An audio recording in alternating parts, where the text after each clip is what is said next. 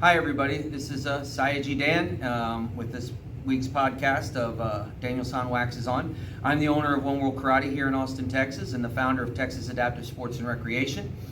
Today I want to talk about something that a lot of my students are curious about and ask me a lot about, because it's really just an idea that I think helps you put things in perspective. It is not necessarily a vital training tool, but I think it helps a wider understanding and promotes a healthy respect and openness towards cross training, towards learning other martial arts and accepting other martial arts for what they are, and that is the 90-10 concept. And the 90-10 concept is this, plain and simple: all martial arts are 90% the same. They're 10% different. And that seems so absurdly oversimplified, and people who might look at, let's just say something like Olympic Taekwondo versus Brazilian Jiu-Jitsu, and they go, those two things are not 90% the same. Well, yeah, actually, I believe they are. And here's where it comes from. And let me explain. You start with the foundation that martial arts are for human beings. Human beings are of a type, right? Our body type is, we are bipedal. We stand on 2 feet, we have 2 legs, we have a trunk, we have a chest, we have shoulders, we have 2 arms, we have a neck, and we have a head. Now, there are variations of that. There are people who have been through injuries that have lost an arm. There are people who were born without legs.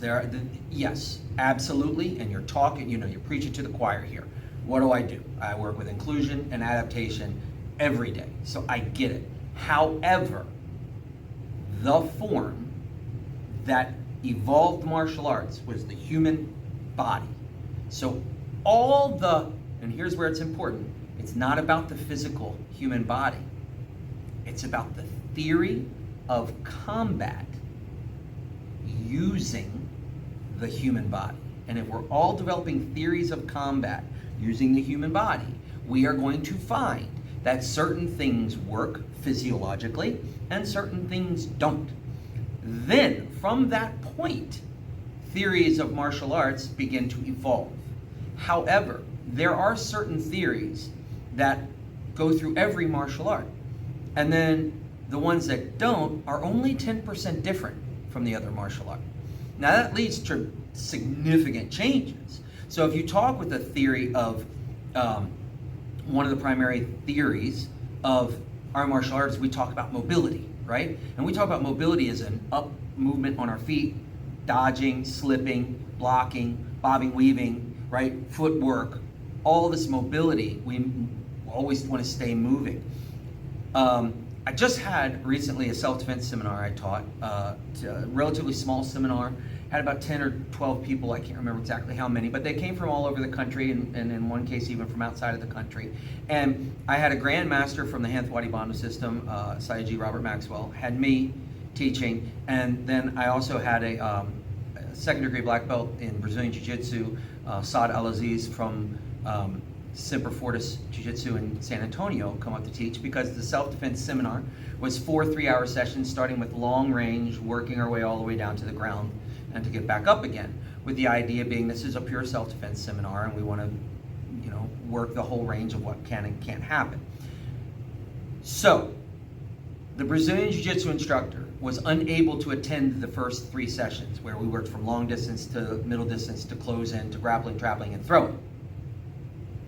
He came in for the 4th session on the 2nd day and taught groundwork, ground escapes, choke escapes and evasions, how to put your own on, how to work from the ground with an idea of getting back up again in control. The theory of self-defense that he spoke about over and over and over again, the theories he brought up were almost verbatim the theories we were teaching while standing. Now, how is that possible? Think about the theories of self-defense that you know, and then see if you can say, well, that theory would apply if you're on the ground, or that theory would apply if you're standing. And if you can say it does apply to both, now you're starting to understand what I'm talking about.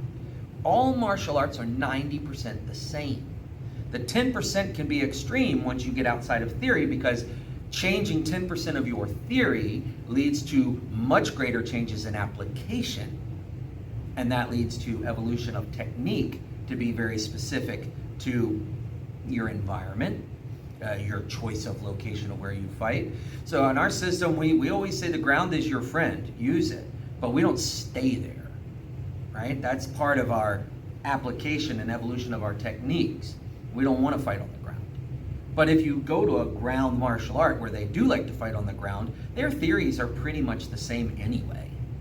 The theory stays the same, and theory is where it all starts. And ultimately, all martial arts are theory of combat, the judicious application of violence against a fellow human being. That's where all our theory comes from, and therefore, our theory is pretty much 90% the same across all martial arts. The 10% makes for some excellent changes though, and that's where you can find where you might find something that suits you and your personality.